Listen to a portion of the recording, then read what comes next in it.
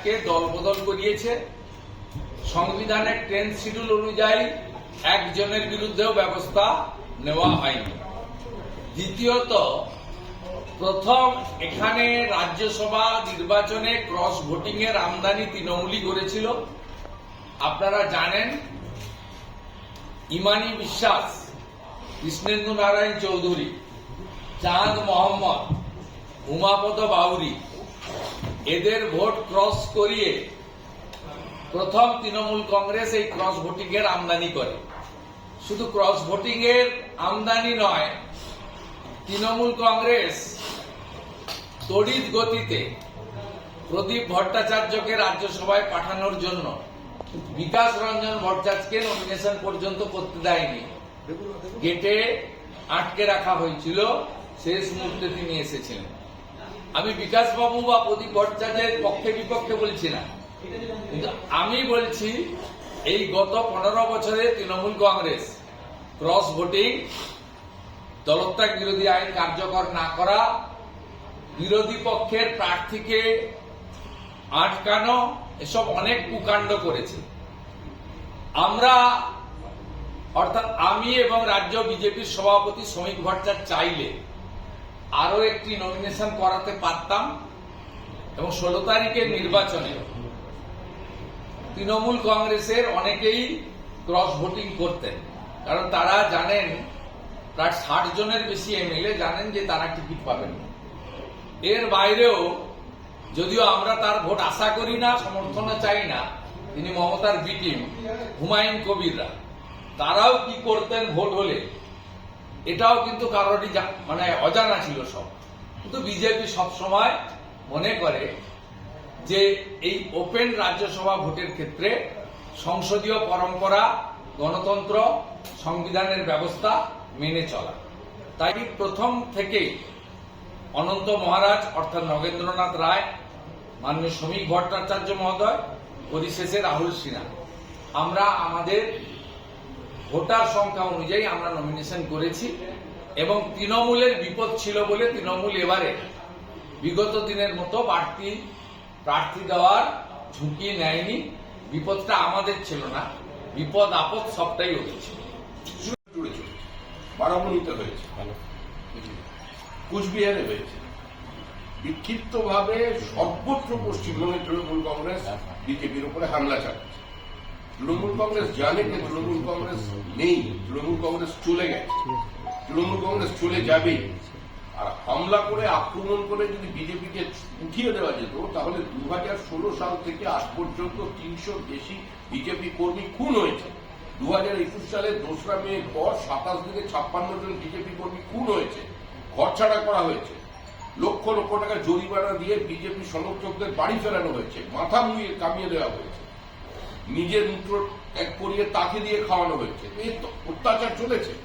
মহিলাকে সম্পূর্ণ নগ্ন করে তার সামনে বসে থেকে তাকে দিয়ে চা বানিয়ে বিস্কিট খেয়ে তাকে বলে গেছে যে এই পার্টি, এই পতাকা ধরা যাবে না।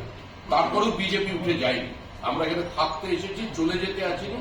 তবে এটা ঠিকই, আমরা ক্ষমতার পট পরিবর্তনের পর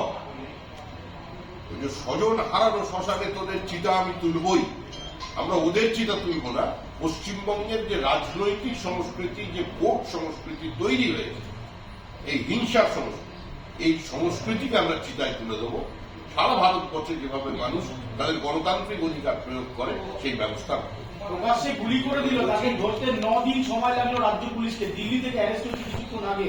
হাওড়ার ঘটনা হচ্ছে পরশু দিন 3-4 বন্ধ ছিল। স্বাভাবিকভাবে হলফনামার সঙ্গে যে পেপারস লাগে, সেটা যেমন ধরুন ভোটার লিস্টে সার্টিফিকেট কপি, এটা আস্তে আস্তে 12:30টা 1টা হয়েছে। 10টায় প্রেয়ার করেছেন তো। তারপরে অন্যান্য যে রিলেভেন্ট পেপারস রয়েছে, সব পেপারস আসতে প্রায় 1:45 2টো হয়ে গেছে। তারপরে উনি সই করেছেন। যেহেতু 3টে অবধি সময় ছিল, আমরা সেই মতো করেছি। একটাই ওয়ার্কিং ডে আজকে পাওয়া গেছিল। 3 এবং 4 দুদিন পশ্চিমবঙ্গে ছুটি ছিল, ভারতবর্ষের ছুটি একদিন ছিল, 4 তারিখ। তাই অন্যান্য রাজ্যে অন্য দলের প্রার্থীরা 3 তারিখে কাগজ রেডি করতে পেরেছে, আর আমাদের 3 তারিখেও সুযোগ ছিল না। 4 তারিখেও সুযোগ ছিল না, সেইটুকু কিন্তু তার জন্য কারোর অসুবিধা হয়েছে বলে আমার তো মনে হচ্ছে না। সবটা ঠিকঠাকই হয়ে গেছে, স্মুথলি হয়ে গেছে। এবং আমরা 40 জন বিধায়ক তাকে সমর্থন করেছি, 10 জন করে প্রত্যেকটা সেটে, সাফিসিয়েন্ট নাম্বার অফ প্রপোজালস। এবং রাহুল সিনহা জয়ের শুধু সময়ের অপেক্ষা। তিনি ভারতীয় জনতা পার্টির পরীক্ষিত নেতা, রেস্টেড অ্যান্ড ট্রাস্টেড নেতা, এবং সমান তালে মানে তার অ্যাক্টিভিটিস তিনি চালিয়ে গেছিলেন। দল যোগ্য মনে করেছে, শুধু কেন্দ্রীয় নেতারা নয়, আমি শ্রমিক দা এবং আমাদের যে রাজ্য ইলেকশন কমিটি বসেছিলাম, তাতে আমরা যে 5টি নাম পাঠিয়েছিলাম, আজকে বলতে কোনো অস্বীকার করার উপায় নেই, সেখানে গুরুত্ব দিয়েই রাহুল সিনহার নামটাও পাঠানো হয়েছিল। অর্থাৎ কেন্দ্রীয় নির্বাচন কমিটি চাপিয়ে দেননি, আমাদের 5টি নাম পাঠানোর মধ্য থেকে কিন্তু তারা বেছে নিয়েছে। এটাই ভারতীয় জনতা পার্টির ইন্টারনাল এবং সিস্টেমিক ডেমোক্রেসির একটি বড় উদাহরণ, যেটা তৃণমূল কংগ্রেসের নেত্রী, আমরা যা শুনেছি জেনেছি, সব রাজনৈতিক লোককে তিনি বানপ্রস্থে পাঠিয়ে দিয়ে তিনি এককভাবে প্রার্থী করেছেন। 2 জনকে কৃতজ্ঞতা স্বরূপ ঋণ শোধ করেছেন। সারদার ইলেকট্রনিক্স ডিভাইস নষ্ট করার জন্য রাজীব কুমারকে রিওয়ার্ড দিয়েছেন, আর বিনীত গোয়েলকে আরজি করের অবহেলার কেসে বাঁচিয়ে দেওয়ার জন্য মেনকা গুরুস্বামীকে তিনি আজকে গিফট দিয়েছেন।